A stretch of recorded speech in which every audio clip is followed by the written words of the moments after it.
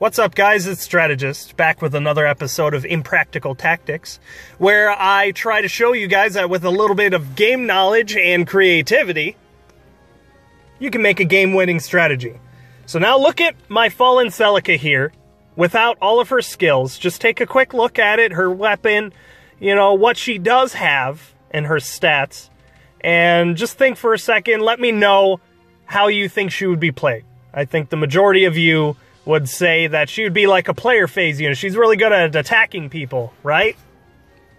Especially for her first combat in any fight with her weapon. So now I'm just going to go ahead and re-equip all of those skills here, and let's take another look. Oh, what's this? Close defense 3? That's weird. And her weapon needs her to be at 100% HP in order to get that additional effect out of there. She's got a solid 30 defense. Her stats overall are just very aesthetically pleasing. And here's the rest of the team. Cordelia, Tail 2. Obviously, my Cordelia is hyper player phase. And yes, she does have the Cupid arrow, and I actually generally prefer that. Or rather, genuinely like using it. I just haven't gone through with the Brave Bow fodder just yet. And here's a quick look at the rest of the teammates. You can see that her two other teammates are hyper offense, right? Cordelia's got the Ardent Sacrifice to help her get into desperation range, which synergizes with Celica's beloved Sophia as long as she gets enough HP to go back to 100% HP. Ha! Weird, the enemy team has 2 dancers. So this actually should be rather easy to bait out how I want. I'm going to go ahead and move my Cordelia into a more offensive position so that way when the enemies start to come towards us, I have an easier time utilizing her in the player phase to get her Blessed Bow buffs off.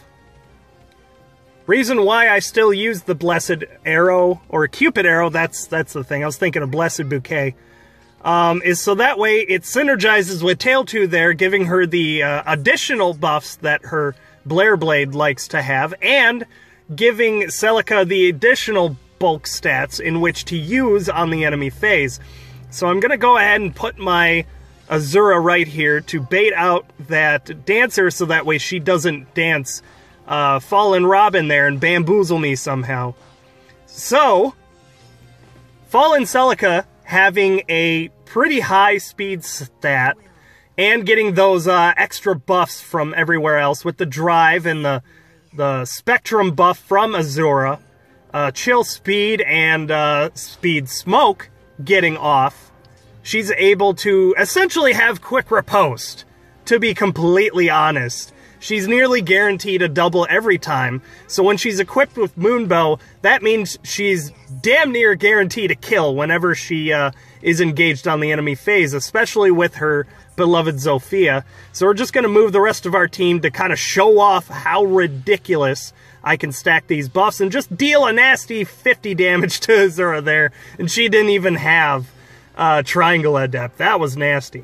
So right here is actually a fantastic example of what you'll usually find in Arena, which is a Rhine and Brave Lyn combo, almost always supported by a dancer. So now at first glance, my team looks extremely weak to their hyper offense, but I'm going to go ahead and answer their hyper offense with a hyper offense of my own.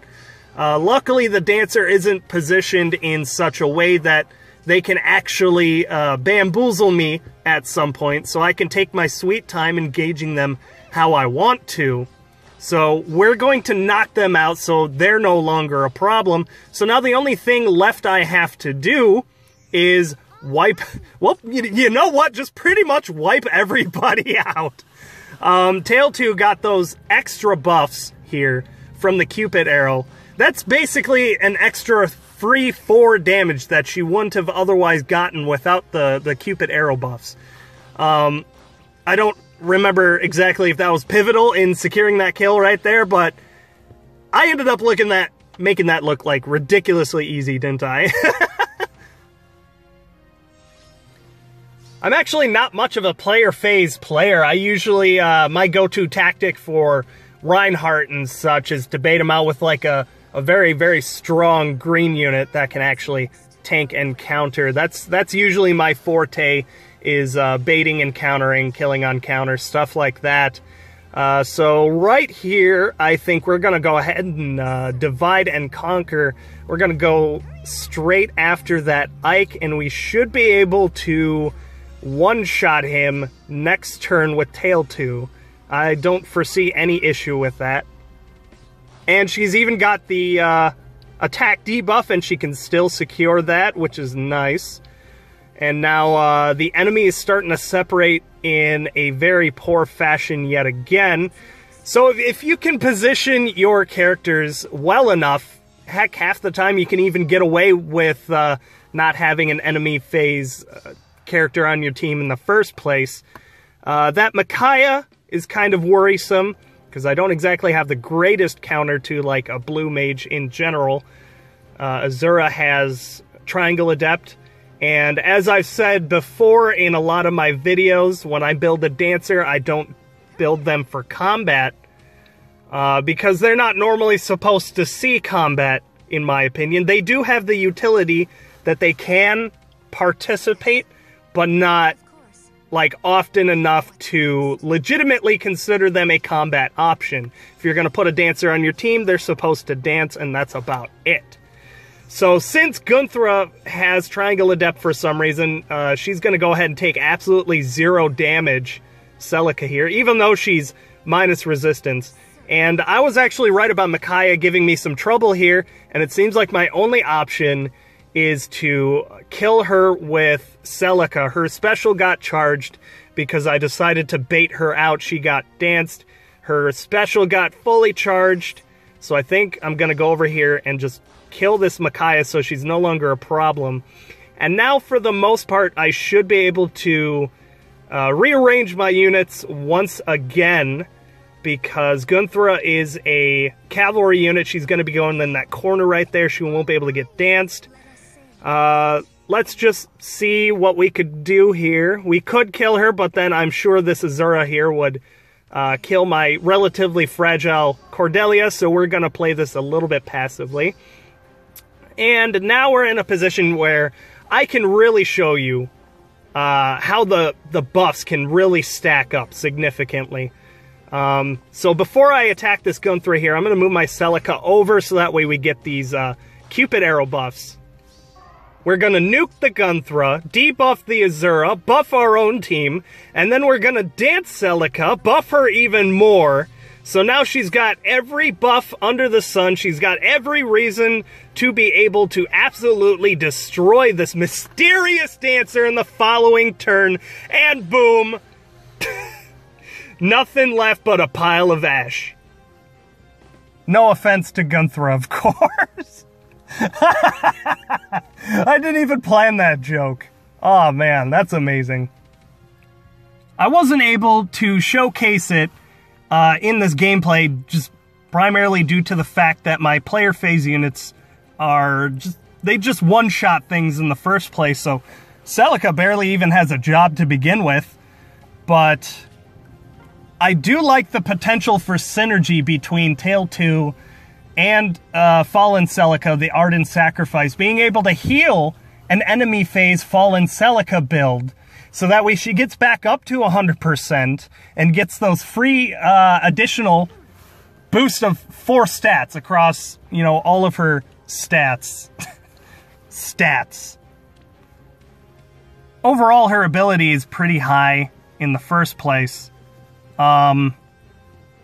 The extra boost of 4 across all of her stats is actually quite significant. When you combo that with a Cupid arrow giving 5 to the bulk stats, and Azura just giving the general +3 to everything in case I don't get the Cupid arrow off, that can be anywhere between 7 to 9 depending on the stat, how big her overall numbers are going to be and compared to the enemy. And the reason why Cordelia has Speed Smoke, by the way, is first off, Celica still has chill speed, so anything that could compete with Cordelia in the speed category should have their speed reduced enough to where Cordelia could still double and perhaps steal a kill out of that, and then debuff all the enemies surrounding so that way Tail 2 has a better time doubling as well. So perhaps Tail 2 can get in there, steal another kill, get danced, get all of her buffs for her Blade Tome, and then take another kill, and then use my Fallen Celica in the enemy phase, where she won't even get doubled, and she'll be able to nuke that thing too.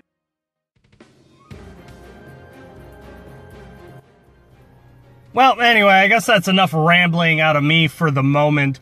Hopefully this kind of gave you some ideas, whether it be for a character build or maybe a team. I'm always looking for these tiny synergies within characters and their skills and whatnot. And I do think this one really is leaning pretty heavily towards the unique side, and I'm hoping you can appreciate that team for what it is too. Because it really is a fun team, and it has a lot of the characters I like, and it's a break from the norm that I usually play.